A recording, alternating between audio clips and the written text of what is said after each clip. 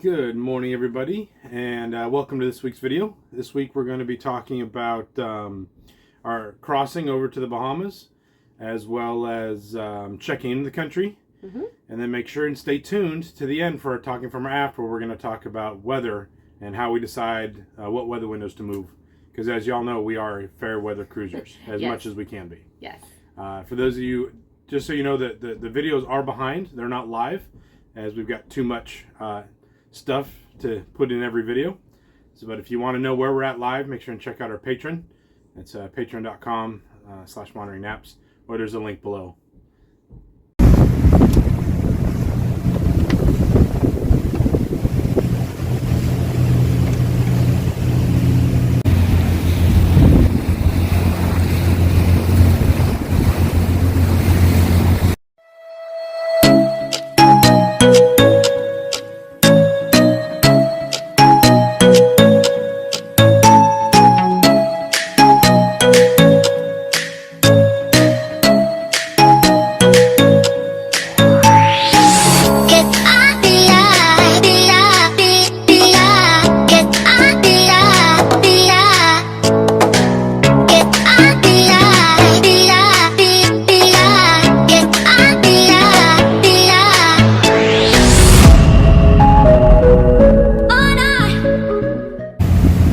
Tell me again, what are you excited about? Coconuts and palms. And you? I don't know. Bahamas. And where's Chase? Sleeping. He'll wake up about mid-crossing. He'll wake up. We left Miami about 7:30 in the morning to head to the Gulf Stream to cross over to the Bahamas. The swell was coming from the north, so it made it super rolly. So we had to tack a little bit to make it a little more comfortable. I was not enjoying the roll.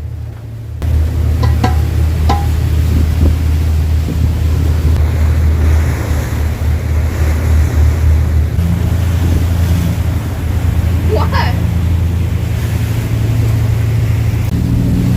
I am finally awake.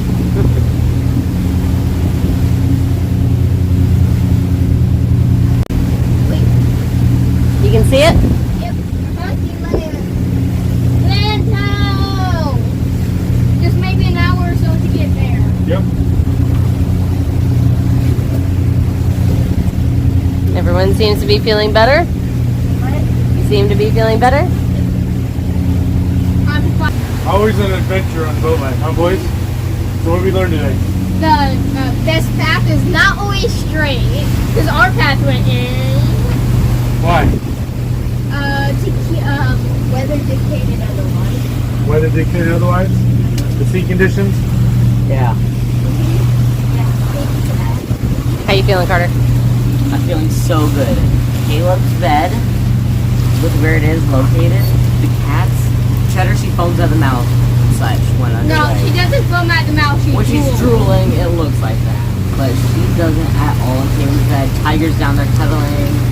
I laid in there. What time did I go down there again? Like I went down at 11:30 and now it's 1 And Carter? it What'd felt you nap? so good. Wait, where? Now I know how it feels to be you. I know how it feels to be Chase. I usually wake up when we can start to see the Bahamas. Bring you a bar to What do you say, Carter? sleep. What do we say?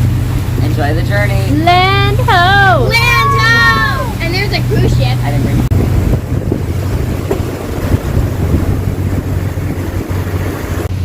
We are about 4 miles from the entrance to the channel for Bimini. Carter's getting all of our lines sorted and laid out. We don't know exactly what marina we're going to go to yet, and we're not sure how they're going to have us tie. When we put our stern lines out and get those ready, because those are always there, and then a bow line on each side, and then an extra line, depending on whether we need to go port or starboard or what. Yeah, if possible. Started out kind of rough today. It was not fun. It was on the beam, and we had to go way north, and then slowly work our way east, and then Now we're heading south. Now we're on the Bimini side of the Bahamas side of the crossing. And the water now is gorgeous, as you can see. Wish we'd had this the whole time. Well, while it was rough, unfortunately, Cats got sick, Caleb got sick. We had to move an anchor down, so the whole port side's kind of a mess right now. Starboard side. That's what I said, starboard side is a mess. So we'll get in, get tied up. I'll go check in while the rest of the crew scrubs the boat. Yeah, just the way it goes sometimes. Wasn't anything unsafe today. It was just uncomfortable. We had some 3 and 4 foot swells coming from the north, and when the current was doing probably 3 to 4 knots northbound, swells going the opposite, it really built them up. Because the call was for 1s and 2s, and they were mostly 3s and 4s.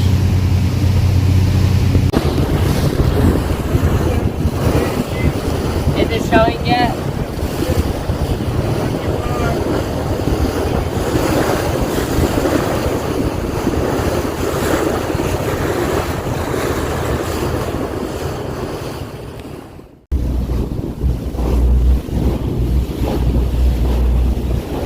Land ho!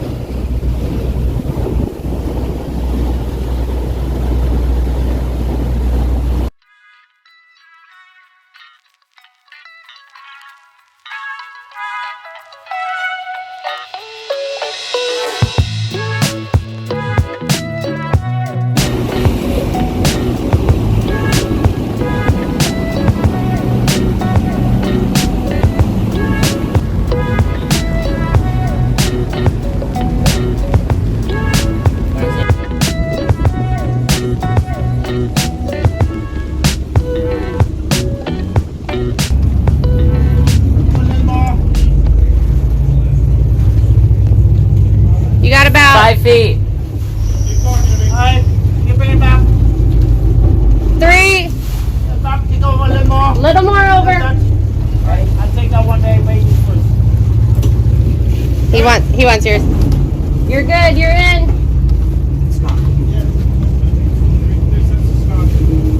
How you doing, man? About 35 feet. Checking into the Bahamas, you go to immigration first. They bring you these guys when you get to your dock, and you fill them out with all your passport information, all that information. And then the customs part, which is your boat. So immigration is people. You go there first, and then you go to customs. Customs is stuff. So boat, all the other stuff you're supposed to declare when you check in. And customs now, they do it in advance. It's on a website called Click to Clear for the Bahamas. And you get your cruising permit and everything. It's $300 for a cruising permit for 90 days, and then up to 4 people. We have 5, so we pay an extra $40. So it's $340.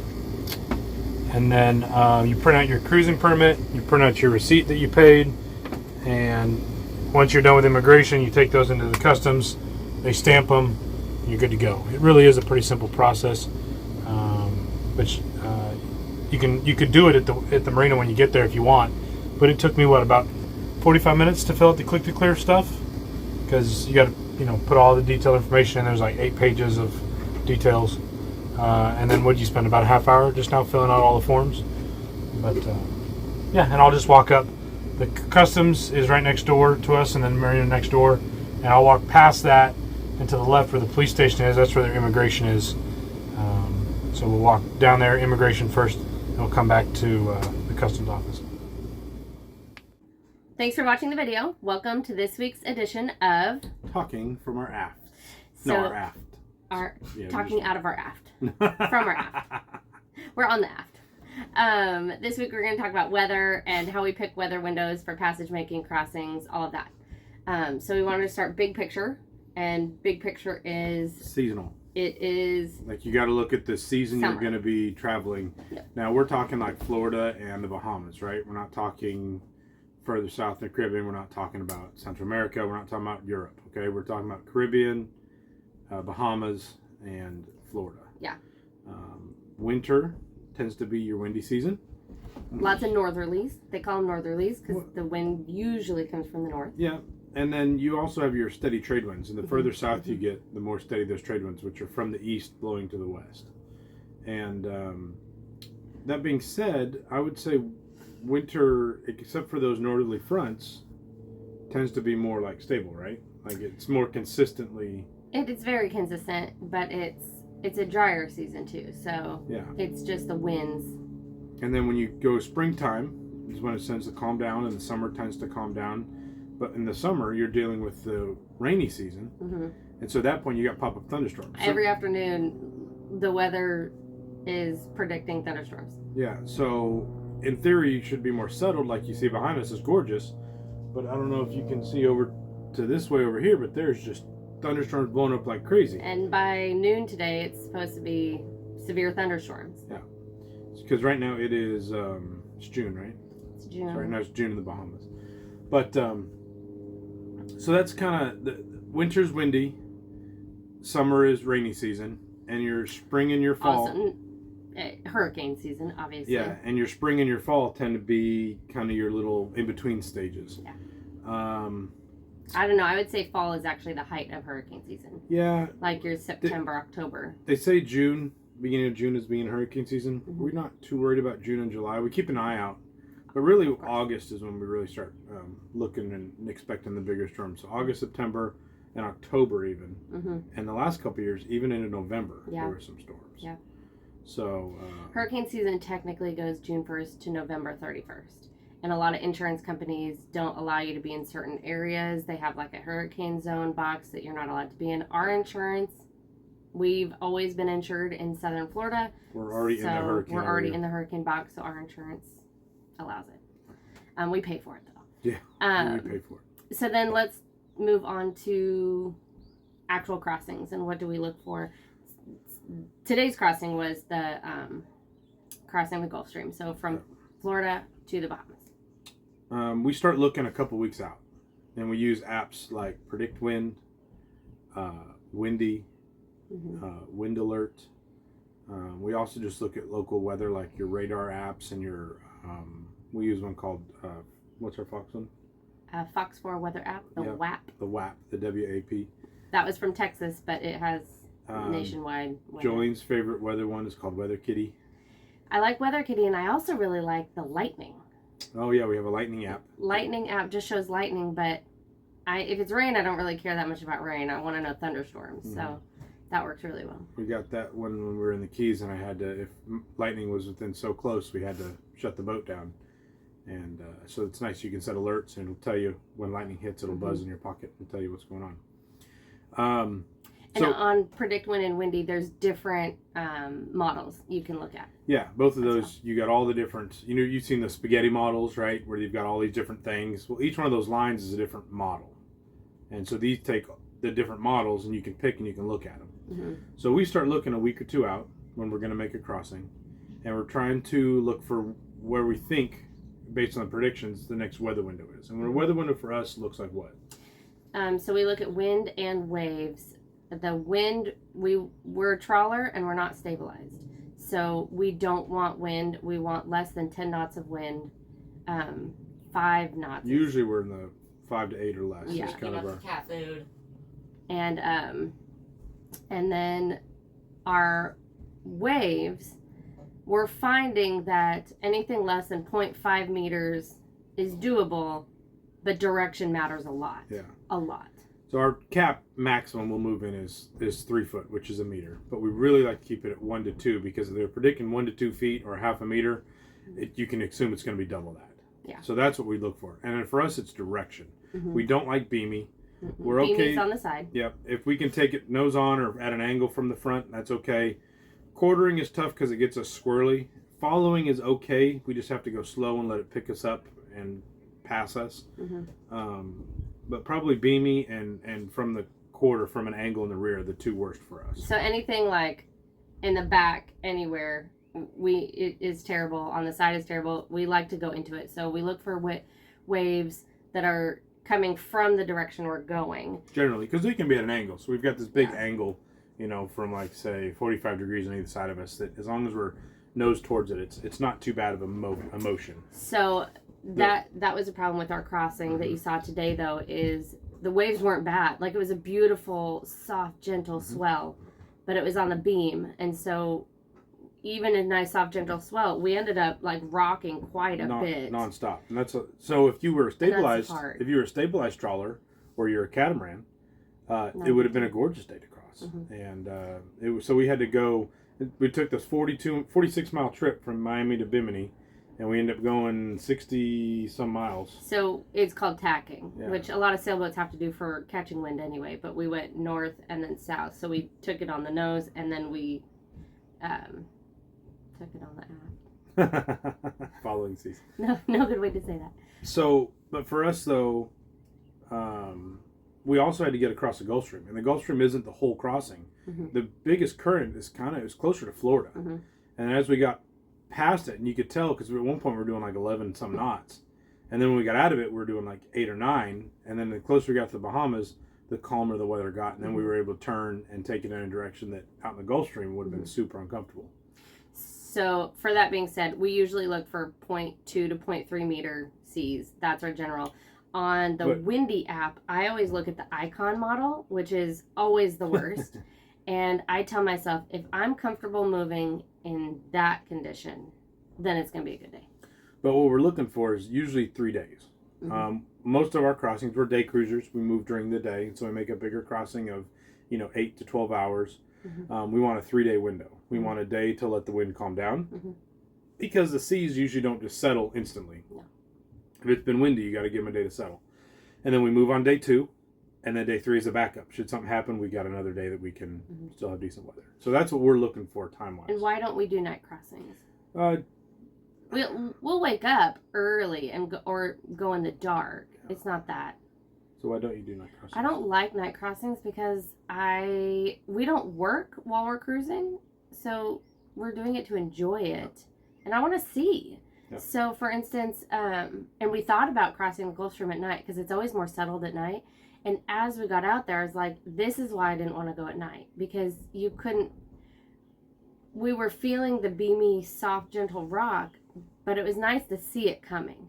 And in the dark, sometimes there's stars and moonlight, but I couldn't have seen it coming. And again, if you're in I want to enjoy it. If you're in a stabilized boat or a catamaran where it's not as big a deal, it probably would have been a very pleasant thing to do at night. Exactly. The other thing is we're just getting older where I just don't want to be up all night. Oh my gosh, we can't pull all dayers sometimes. Let alone an all-nighter. No. So, and then the kids are never on that schedule. They would sleep, and then we're exhausted. So it's just not worth it for us. Yeah. We just haven't been in a situation where we really needed to at this point. Yeah, exactly. So we start looking a week out, and as we get closer and closer, we prep. So we're staged the day or so before for our weather window wherever we want to go, and that could mean moving down to Miami for the Harbour.